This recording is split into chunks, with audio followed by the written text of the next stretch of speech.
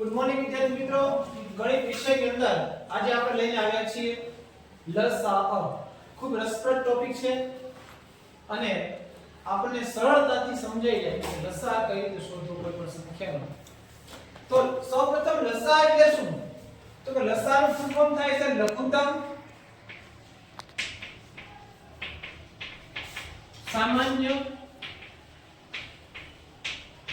અવયવી. લઘુત્તમ સામાન્ય અવયવ. લઘુત્તમ એટલે નાનામાં નાનું, સામાન્ય એટલે કોમન, બેયમાં હોય એવું, અને અવયવી એટલે ગુણક. બરાબર? તો આપણે લસાઅ લઘુત્તમ સામાન્ય અવયવી કઈ રીતે આપણે શોધવા કોઈ પણ સંખ્યાને એ આપણે શીખવાનું છે. દાખલા તરીકે એક એક્ઝામ્પલ લઈએ આપણે કે 36 અને 42 નો લસાઅ શોધો. આવો એક દાખલો આવ્યો, 36 અને 42 નો લસાઅ શોધો. તો સૌપ્રથમ આપણે 36 અને 42 ને અવિભાજ્યોના અવયવની રીતે આપણે ભાગ કરીશું. તો જોઈએ આપણે કે 36 અને 42 બંને સમસંખ્યા છે, એટલે કે બેકી સંખ્યા છે, એટલે બંનેને આપણે 2 વડે ભાગી શકીશું. તો આપણે 36 ને સૌપ્રથમ 2 વડે ભાગતા આપણને જવાબ મળશે 18 અને 42 ને 2 વડે ભાગીશું એટલે 21 મળશે.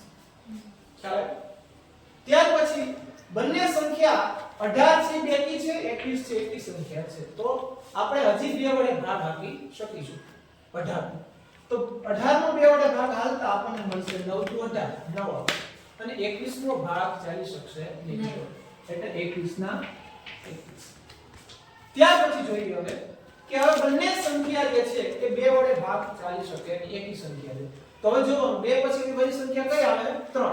તો 3 વડે ભાગ ચાલશે? તો કે હા, 3 તેરી 9 અને 7 તેરી 21. 21 ના 3 ભાગ પડતા આપણને 7 મળશે. હવે જોઈએ હવે કોનો 3 વડે ભાગ ચાલી શકશે? તો 3 નો. તો 3 એકુ 3 અને 7 ના 3 ભાગ ચાલશે નહીં, એટલે 7 ના 7. હવે છેલ્લે 7 પણ કેવી સંખ્યા છે? અવિભાજ્ય સંખ્યા છે, તો છેલ્લે 7 એકુ 7. હવે આપણને 42 36 અને 42 ની અંદર અવયવ મળ્યા 2 * 2 * 3 * 3 * 7. તો 7 તેરી 21, 21 તેરી 63, 63 દુ 63 દુ કેટલા થશે? 126. 126 દુ 252. જવાબ આવશે 252. આપણને લસાઅ મળશે 252. ખ્યાલ આવી ગયો?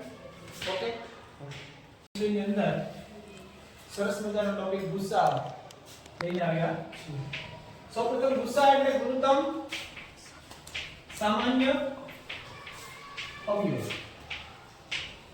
ગુસાઅ નું ફૂલ ફોર્મ થશે ગુણોત્તમ સામાન્ય અવયવ. ગુણોત્તમ એટલે મોટા મોટું, સામાન્ય એટલે કોમન, અને અવયવ એટલે કે આપેલી સંખ્યાને જે સંખ્યાનો નિશેષ ભાગી શકાય તે સંખ્યા આપેલ સંખ્યાનો અવયવ છે તેમ કહેવાય.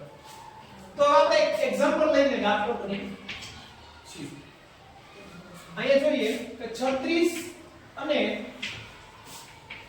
42 નો ગુસાઅ શોધો. 36 અને 42 નો ગુસાઅ શોધો. તો ગુસાઅ શોધવાની અવિભાજ્ય અવયવની રીત છે. સૌપ્રથમ આપણે 36 ના અવિભાજ્ય અવયવ લઈશું. તો 36 બેકી સંખ્યા હોવાથી 2 ની ચાવી લાગુ પડતા અને 2 વડે નિશેષ ભાગી શકાય. એટલે 36 18 * 36 થશે. 18 ને પણ આપણે 2 વડે નિશેષ ભાગી શકાય એટલે 9 આવશે. 9 એકી સંખ્યા હોવાથી આપણે 3 વડે ભાગી શકીશું. એટલે 3 તેરી 9 અને 3 એકા. એવી જ રીતે આપણે 42 ના અવિભાજ્ય અવયવ પાડીશું.